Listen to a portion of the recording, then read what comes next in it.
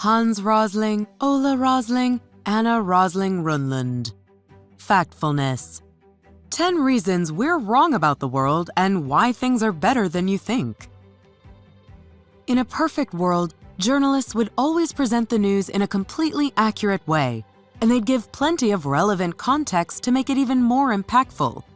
But unfortunately, we live in the real world, where journalists are in the business of attracting readers, and readers love things to be both super simple and full of drama. As a result, our worldview has become skewed, a poor representation of what the world is really like. At the heart of our messed up worldview is the belief that people around the planet are worse off than they were before. But this couldn't be further from the truth. In fact, there's far less poverty than ever before, people everywhere are living longer, and less of the world is being run by sexist and oppressive patriarchies. All this positive change is the result of a global economy that continues to lift people out of poverty and increase their income levels. Indeed, if we combine middle and high-income countries, we account for 91% of humanity. That's pretty amazing, considering that just 200 years ago, 85% of the world was mired in poverty. These blinks help us understand just how much progress has been made, and how we all can learn to overcome the negatives to see our world in a positive, accurate light. Before we begin, we publish new content every week. So, be sure to subscribe to our channel and ring the bell to get notified about our latest extracts. Number 1. Megamisconceptions like the East versus West divide prevent us from seeing the world accurately. Here's a question for you. Over the last 20 years, what has happened to the level of extreme poverty in the world? Has it nearly doubled, stayed the same, or been nearly cut in half? If you guess that it has been nearly halved, you're one of the few people to answer the question correctly. In the United States, only 5% of people got it right. In the United Kingdom, only 9% picked the right answer. And those who got it wrong include some of the brightest experts working today. The reason why so few people have an accurate understanding of the world is due in large part to our natural instincts and what the author calls megamisconceptions. Some misconceptions are mega because of how deeply they mess up our understanding of the world. One of the big ones is Westerners' us versus them mentality. That is, the idea that West and the East are fundamentally different and somehow at odds with each other. This is also referred to as the outdated concept of the developed world versus the developing world. When the author gave lectures, he noticed that many students still thought that the East was filled with countries where birth rates are out of control and where religion and culture prevent the creation of a modern or Western society. As one of Rosling's students put it, they can never live like us. But who exactly is they, or the East, or the developing world? Is both Japan and Mexico City still part of the East? Are China and India still considered incapable of being home to modern cities? Back in 1965, if we just looked at the child mortality rate around the world, which is a great test of a nation's overall health, education, and economic systems, 125 countries would fall into the developing category of having over 5% of their children die before their 5th birthday. Today, that category only contains 13 countries. In other words, there is no West and the rest anymore. Number 2. Other mega misconceptions come as a result of our negativity instinct. Here's another question. In all of the world's low-income nations, how many girls finish public school? 20%, 40%, or 60%? Are you already starting to guess that the answer will likely be the more positive one? Indeed, 60% of the girls in low-income nations finish public school. What's more, on average, all 30-year-old women have spent 9 years in school. That's only 1 year less than the worldwide average for 30-year-old men. These are just a couple of signs of the amazing progress that's been made, progress of which very few people are even aware. So why do these positives get overlooked? Well, one reason is our negativity instinct, which leads to the second mega misconception, that the world is getting worse. The truth is, across the board, in just about every single measurable statistic, from life expectancy to lack of poverty, the world has gotten better. Yet, as human beings, we tend to focus on the bad. In 1800, 85% of the world lived in extreme poverty. Today, that percentage is down to 9. This is completely amazing, and yet you're not going to hear about it in the news. News outlets are far more likely to report on natural disasters, crimes, or any of the other dismal deviations from the otherwise excellent trajectory of the world. Back in the 1980s, there was far less news to consume, and entire ecosystems could be demolished without so much as one story in your local paper. Now, the entire world's newspapers are at your fingertips, exposing you and almost everyone else on Earth to more bad news than ever before. This overexposure gives the impression that things have gotten far worse in the past 20 years. But remember, for every death you read about due to a flood or earthquake, there are many who survived the disaster that aren't being reported on. In fact, thanks to advancements in affordable building materials, low-income communities are far safer than they've ever been. Today, the rate of deaths due to natural disaster is only 25% of what it was 100 years ago. Number 3. Our fear and size instincts, as well as our straight line instinct, also contribute to our skewed understanding of the world. If you see a chart with a line that's going steadily up, your brain will likely tell you that this straight line will continue going up for the foreseeable future. However, very few charts have straight lines. Think of your own childhood growth rate. For a while, your height could probably be measured in a straight line, but then you hit a peak height and it leveled off. We think the same about population. Our third mega-misconception is that the world's population will continue going up, when the fact is that we're close to hitting our peak. According to the UN forecasters, whose job it is to study population growth, the world population will flatten out between 2060 and 2100. There are a few reasons for this, but a primary one is that as poverty decreases, people tend to have fewer children. Hundreds of years ago, the average mother gave birth to around 6 children due to the high mortality rate and the need to have kids who could help with the farming or factory work. This is no longer the case. Now, thanks to education, birth control, and less poverty, the average mother has 2.5 kids. By 2060, the children already born will have grown up and had their kids, at which point the population is predicted to level off at around 11 billion or so. So really, we shouldn't be worried about never-ending population growth or overpopulation. Yet we do worry. This is because of our fear and size instincts. The reason for our fear instinct is rather self-explanatory. Being afraid can keep you safe from threats. Our ancestors developed this instinct in more dangerous times when humans were at risk from saber-toothed tigers and rival tribes. As there are no longer as many immediate threats, we now tend to misplace our fear, worrying about threats that don't really exist. And our size instinct leads us to overestimate the dangers that our fear instinct creates for us. Take our fear of violence.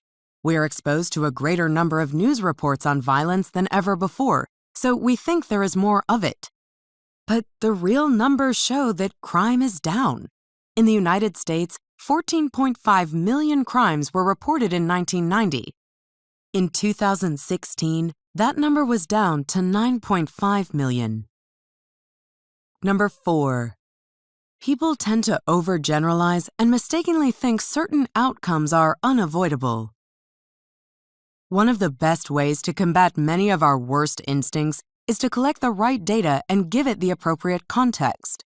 If you read that 4 million babies died last year, the size of that number could lead you to believe that we live in terrible times. However, if you look up how many babies died in 1950 and see that the number is 14.4 million, you get a much more accurate understanding of the times we live in. Yes, in an ideal world, no babies would die. But in ours, it's important to contextualize misfortune in order to perceive progress. To have reduced the number of yearly infant deaths by 10 million in less than 70 years is a great accomplishment, and we need to recognize such progress. Furthermore, we need to avoid making unhelpful generalizations. Some generalizations are accurate. The cuisine in Japan is different than the cuisine in England. But many others, especially those about race and gender, are like roadblocks to an accurate worldview. Here's another question. How many 1-year-old children in the world have been vaccinated against some disease? 20%, 50%, or 80%? Yes, that's right, 80%. Nearly all of the world's kids have some form of basic health care. Not only is this statistic mind-blowing when you consider that many people would have thought it impossible just a couple generations ago, it also defies a common generalization that certain countries, perhaps in Africa or the Middle East, will never have the right infrastructure to get these kinds of medicines to children and are destined to be forever mired in poverty. Rather than thinking in terms of tribes, religions, or cultures, a more accurate worldview would be to see the world in terms of income levels. This works well because no matter its religion or culture, a country that's escaped the bottom income level will soon see improvements in things like education, healthcare, and basic infrastructure. Number 5. To see the world accurately, people need to take in multiple perspectives and avoid casting blame on individuals or groups. One of the best ways to avoid overgeneralization is to travel and see other cultures firsthand. This is also a great way to gain multiple perspectives, which is hugely important, since taking in limited perspectives is another big roadblock to an accurate worldview. If you were to go to Afghanistan today, which is one of the few countries still working to escape extreme poverty and the bottom income level, you'd meet young people who are nonetheless preparing for a modern life. Likewise, if you were traveling in the 1970s and visited South Korea, you would have seen a nation rapidly transforming from a bottom rung to a middle-income nation under a military dictatorship, a fact that challenges the limited worldview that only a completely democratic government can lead to a healthy economy. In fact, of the 10 fastest-growing economies in 2016, 9 of the countries are not very democratic. So don't think that only democracy can lead to economic growth. The reality of the current global economy proves otherwise. The fact of the matter is that the world is very complicated, which is why it's smart to get as many perspectives as possible. It's also why it's very short-sighted to single out one individual or even one group as the source of a problem, as we commonly do. For example, pharmaceutical companies often don't research solutions to malaria, sleeping sickness, and other diseases that only affect the poorest populations. The reflexive response might be to blame the CEO of the pharmaceutical company. But isn't the CEO just following the lead of the board members? And aren't the board members just doing what the shareholders want? Or take the recent refugee crisis. When Europeans saw photos of dead bodies washing up on shore after their poorly made boats fell apart, many people instantly cast blame on the traffickers. But if you keep digging to the core problem, you'll see that the reason refugees are on the shabby boats in the first place is because European law requires a refugee traveling without a visa to be approved as a valid refugee by the staff of the boat, plane, bus, or train they're trying to board. But this is so difficult that it never happens. Also, European law allows authorities to confiscate the boats used for refugee transportation, so no trafficker is willing to use a good, reliable boat. Number 6. Avoid making rash decisions and exaggerations and stick to the facts in education, business, and journalism. The final troublesome instinct we have is the urgency instinct, which leads us to make rash decisions that often end up being misguided or just plain bad. Our most important problems, such as pharmaceutical companies not researching certain diseases or refugees fleeing in shoddy boats, are usually complex and require careful consideration of all possible repercussions. And this means that a problem hardly ever has a clear-cut solution. It's of the utmost importance that we consider every possible outcome before making important decisions. This means sticking to a worldview based on facts, even if people with good intentions think exaggerations will help. There's no doubt that climate change is an important matter, but some are eager to spread the message of the worst-case scenario while ignoring the best or likeliest-case scenarios. In their opinion, we need to spread fear in order to get people to take action. But in the long run, exaggeration can make people feel deceived, which could lead to the climate change activists losing credibility, which should be of utmost value. Facts and accuracy should be honored in all areas of life, including education, business, and journalism. Teachers should always be sure they're using up-to-date information. So much of our continued West and the rest thinking stems from old information and outdated perspectives. Businesses and investors can use an accurate worldview to their advantage too. All signs are pointing to Africa being a burgeoning land of future business, and now is the perfect time to invest. You'll not only be helping an area grow, you'll also be ahead of the curve. Journalists are like everyone else, burdened with the same misconceptions and instincts. And while we can hope they'll be as truthful as possible when reporting on the world, readers should not rely on one source for all their information. Remember, taking in multiple perspectives is key to true understanding. The book's main takeaway is that factfulness is in short supply these days thanks to some basic yet major misconceptions and the fact that our very human instincts can sometimes work against our own interests. While a great many people are living under the belief that the world has gotten worse, the fact is that it's gotten a whole lot better in an incredibly short amount of time. In just about every single measurable category, life is better now than it was 200, 100, or even 50 years ago. People are living longer, there's more access to healthcare and education, and there's far less poverty. Recognizing this takes looking beyond your one news channel and accessing the real facts and putting them into context. So, how can you apply the concepts of these blinks to your own life? Teach your children well. If you want your children to grow up to respect factfulness, teach them what the past was really like, including the bad parts.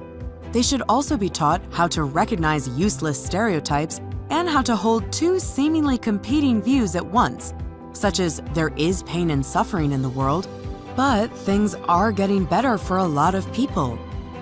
Also, teach them how to consume news by showing them how to recognize when the news is being overdramatic, and encouraging them not to feel too anxious or hopeless. Got feedback? Just share your thought or book recommendation on the comment section and be sure to subscribe and ring the bell to be notified about our latest extracts. Thank you and have a great day.